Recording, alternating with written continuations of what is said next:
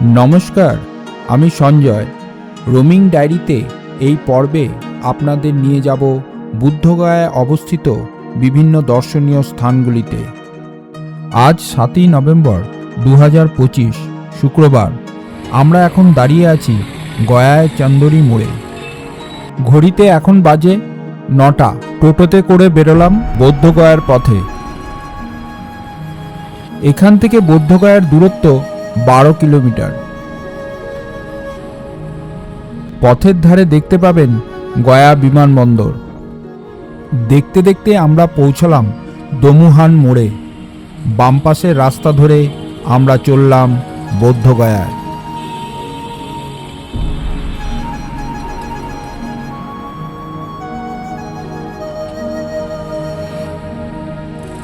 আমরা চলে এসেছি বৌদ্ধগয়াতে। রাস্তার বাম পাশে দেখছেন সিকিম টেম্পল হাউস।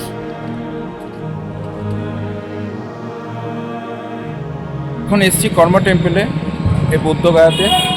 বৌদ্ধগয়ায় অবস্থিত কর্মা টেম্পল তিব্বতী বৌদ্ধ ধর্মের প্রাচীন কর্মা কাগু ধারার প্রতিনিধিত্ব করে।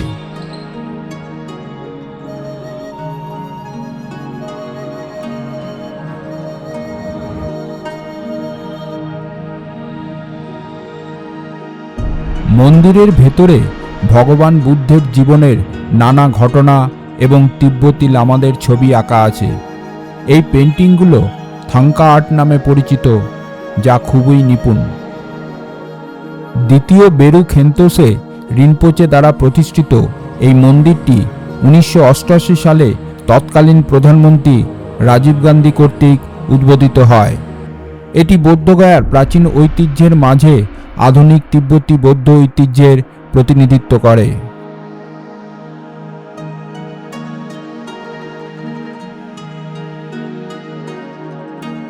আমরা এখন বৌদ্ধগয়ায় অবস্থিত দাইজোকো বৌদ্ধ মন্দিরের সামনে।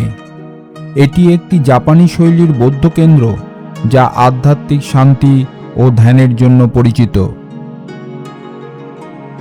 জাপানি বৌদ্ধ ঐতিহ্যের প্রতিনিধিত্বকারী এই মন্দিরটি 1983 সালের 13ই ফেব্রুয়ারি ভারতের তৎকালীন রাষ্ট্রপতি শ্রী জ্ঞানী জোয়েল সিং কর্তৃক উদ্বোধন করা হয়। এখন দাঁড়িয়ে আছি দিজক্কো বুদ্ধিস্ট টেম্পলের কাছে। জাপানি স্থাপত্য শৈলীতে নির্মিত ও মনমুগ্ধকর আভ্যন্তরীণ ডিজাইন পর্যটকদের আকর্ষণ করে।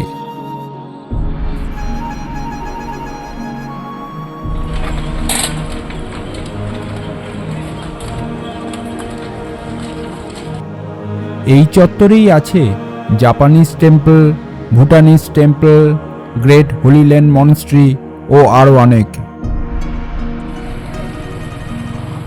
রাস্তার ধারের স্টলগুলোতে বিভিন্ন শোপিস বিক্রি হয়ে থাকে, যা এক টুকরো রঙিন জগৎ। আশপাশে তিব্বতী রিফিউজি মার্কেট আর মেইন মার্কেটে আপনারা খুঁজে পাবেন বুদ্ধ মূর্তি, থাঙ্কা পেন্টিং, প্রেয়ার হুইল, ধাতুর কারুকার্যের জিনিস সবই পাওয়া যায়। এই স্টলগুলো শুধু কেনাকাটার জায়গা নয়, তিব্বতী সংস্কৃতির জীবন্ত প্রদর্শনী। তবে কেনাকাটার সময় অবশ্যই দরদাম করে নেবেন। সামনে এখন আপনারা দেখছেন বিহারে বৌদ্ধগয়ায় 80 ফুট উঁচু সেই বিখ্যাত পদ্মের উপর ধ্যানস্থ বুদ্ধের মূর্তিটি। আমরা এখন যাচ্ছি বুদ্ধ মূর্তির কাছে। জাপানের দাইজোকো বৌদ্ধ মন্দির সম্প্রদায়ের সহযোগিতায় নির্মিত এই মূর্তি 1989 সালের 18ই নভেম্বর 14তম দলাই লামা কর্তৃক প্রতিষ্ঠিত হয়েছে। মূর্তিটি তৈরি হয়েছে বেলে পাথরের গুঁড়ো ও লাল গ্রানাইটের মিশ্রণে ভারতের বিখ্যাত আর্কিটেক্ট গণপতি শতপথীর তত্ত্বাবধানে। 16 ফুট উঁচু বেদির ওপর 64 ফুটের মূল মূর্তিটি স্থাপন করা হয়েছে। মূল মূর্তির ডান ও বাম পাশে বুদ্ধদেবের প্রধান 10 জন শিষ্যের মূর্তিও আছে। উনারা হলেন যথাক্রমে আনন্দ, উনি শ্রবণে অগ্রগণ্য, সারিপুত্র, উনি প্রজ্ঞায় অগ্রগণ্য, পূর্ণ, উনি ধর্মপ্রচারে অগ্রগণ্য। মহাকাত্যায়ন, উনি ব্যাখ্যায় অগ্রগণ্য। রাহুল, উনি ধ্যানে অগ্রগণ্য। সুভূতি, উনি শূন্যতায় অগ্রগণ্য। উপালি, উনি বিনয়ে অগ্রগণ্য। মহাকাশ্যপ, উনি তপস্যায় অগ্রগণ্য। মহামোদগল্লায়ন, উনি ঈশ্বরীয় শক্তিতে অগ্রগণ্য। এবং অনুরুদ্ধ, উনি দিব্যদৃষ্টিতে অগ্রগণ্য। এদের মধ্যে সারিপুত্র ও মোদগল্লায়ন ছিলেন প্রধান দুই শিষ্য, যারা বুদ্ধের ধর্মপ্রচারে সবচেয়ে কাছাকাছি ছিলেন। এই 10 জনেই প্রাথমিক বৌদ্ধ ধর্মের ভিত্তি স্থাপনে সহায়ক ছিলেন। এখন দাঁড়িয়ে আছেন কম্বোডিয়ান বুদ্ধিস্ট মনেস্ট্রির কাছে।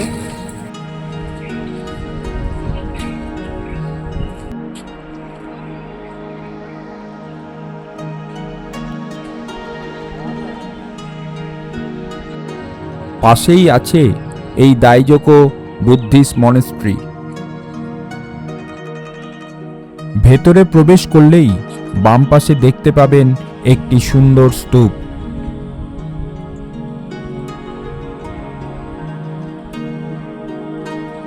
অনেকটা জায়গা জুড়ে গড়ে উঠেছে এই মনেস্ট্রি।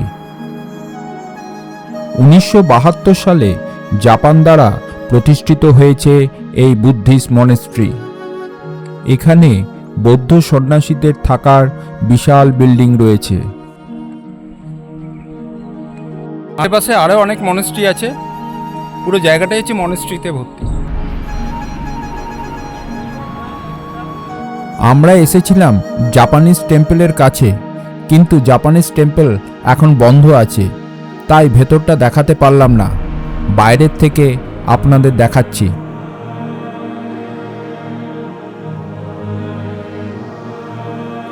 এরপর আমরা চলে এলাম বুদ্ধগয়ায় অবস্থিত চাইনিজ টেম্পলে। জায়গাটা অন্যান্য মনেস্ট্রির তুলনায় ছোটখাটো হলেও বেশ সাজানো গোছানো। চলুন মন্দিরের ভেতরটা দেখাই। এই মন্দিরকে আবার অনেকে মহাবীর রত্ন মন্দিরও বলে থাকে।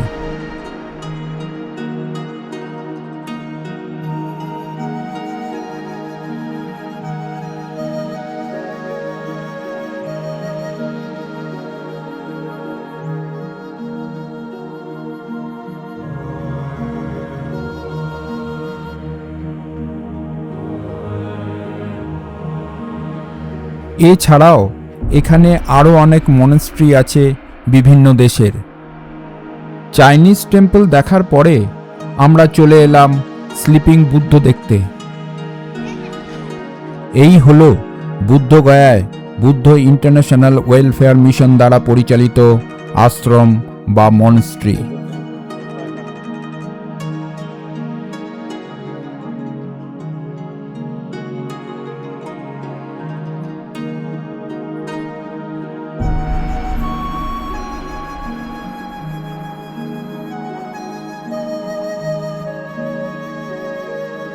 আশ্রমের একতলায় রয়েছে ধ্যানমগ্ন বুদ্ধের মূর্তি।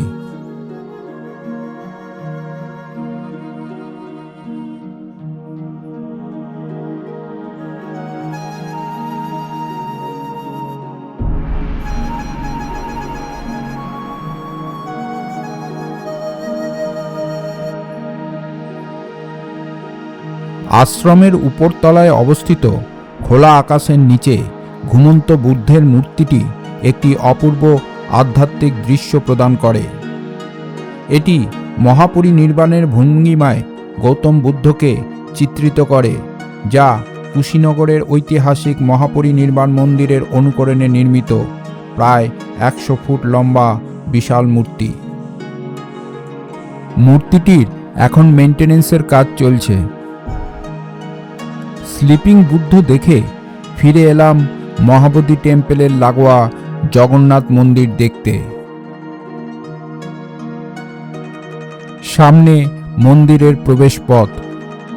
এখান থেকে ক্যামেরায় মন্দিরের একটা দুর্দান্ত ভিউ পাওয়া যাচ্ছে।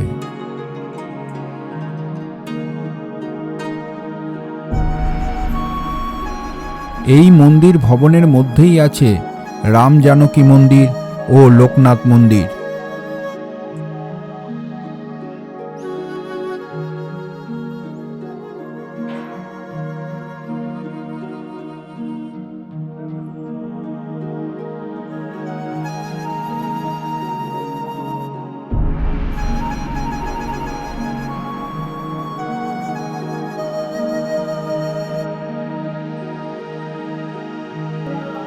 হচ্ছে রাম জানকী মন্দির।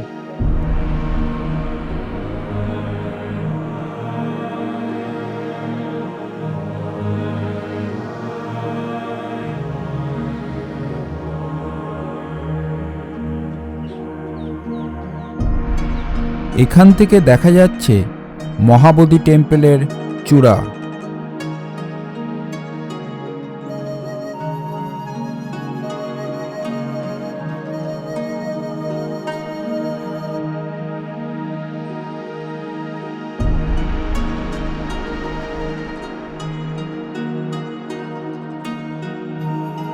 পরের ভিডিওতে আপনাদের নিয়ে যাব মহাবোধি টেম্পল দর্শন করাতে।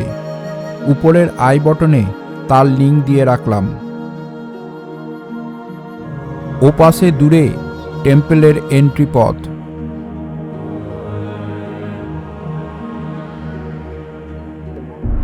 ভিডিওটি ভালো লাগলে লাইক, শেয়ার ও চ্যানেলটি সাবস্ক্রাইব করার অনুরোধ রাখলাম। নমস্কার।